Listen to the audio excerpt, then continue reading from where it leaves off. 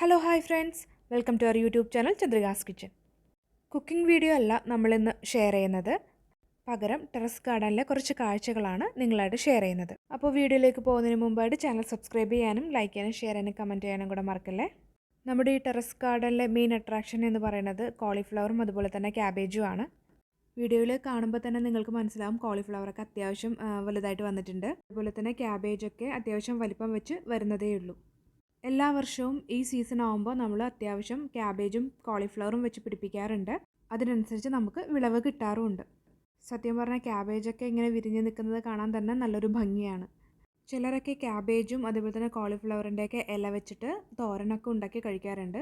പക്ഷെ നമ്മൾ ഇതുവരെ അതൊന്നും ട്രൈ ചെയ്ത് നോക്കിയിട്ടില്ല. പിന്നെ നമ്മുടെ ടെറസ് ഗാർഡനിലെ അടുത്ത വിശേഷം എന്ന് പറയുന്നത് വിളവെടുക്കാനായിട്ട് തയ്യാറായിട്ട് നിൽക്കുന്ന മത്തങ്ങയാണ്.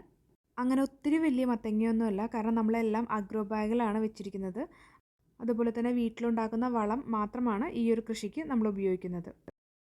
ഈ ഒരു ചെറിയ ചെടിയിലുണ്ടായിരിക്കുന്നത് ഓറഞ്ചാണ്. ഒരു പരീക്ഷണം എന്ന രീതിയിലാണ് നമ്മൾ ഈ ഓറഞ്ച് വച്ചു പിടിപ്പിച്ചത്. ഈ ഓറഞ്ച് എല്ലാം പഴുത്ത് കാണാൻ എല്ലാവരും എക്സൈറ്റഡ് ആണ്.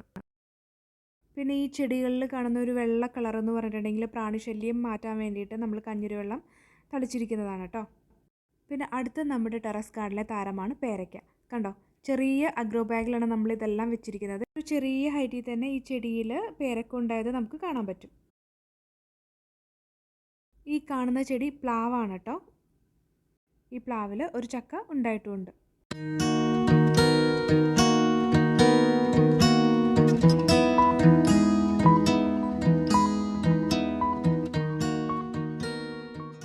പിന്നെ വിളഞ്ഞു നിൽക്കുന്നത് കത്രിക്കയാണ്. നമുക്ക് മിക്കപ്പോഴും കത്രിക്ക ടെറസ് ഗാർഡനിൽ നിന്ന് കിട്ടാറുണ്ട്. അതുപോലെ തന്നെ വെണ്ടയ്ക്കയും നമുക്ക് 4-5 വീതം വെച്ച് ദിവസവും കിട്ടാറുണ്ട്.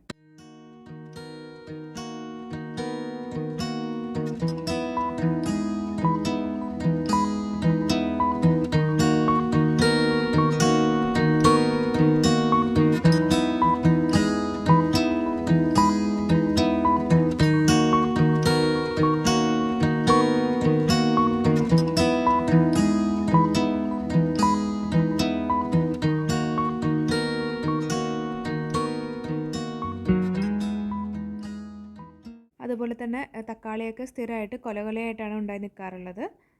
തക്കാളിയൊന്നും പറിക്കാറായിട്ടില്ല, എല്ലാം പച്ച തക്കാളി തന്നെയാണ്.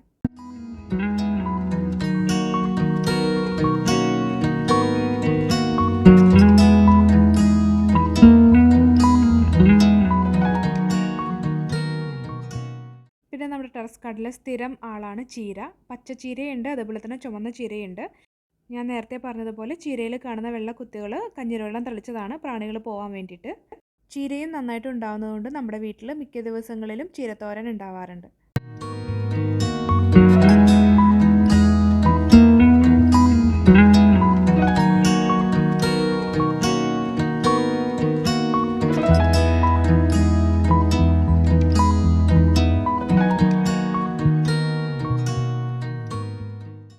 പിന്നെ മെയിനായിട്ടുള്ള താരമാണ് പൊന്നാങ്കണ്ണി ചീര.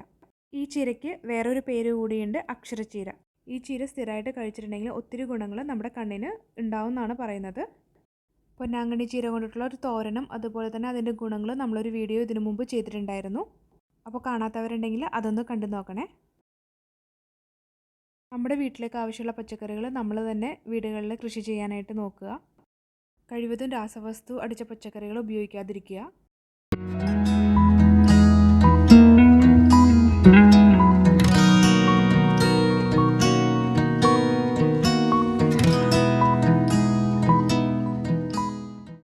അപ്പോൾ ഇത്രയേ ഉള്ളൂ നമ്മുടെ ചെറിയ കൃഷിത്തോട്ടത്തിലെ വിശേഷങ്ങൾ. വീഡിയോ എല്ലാവർക്കും ഇഷ്ടമായെന്ന് വിചാരിക്കുന്നു. അതുപോലെ തന്നെ നമ്മളെ സപ്പോർട്ട് ചെയ്യാൻ കൂടെ മറക്കല്ലേ. താങ്ക്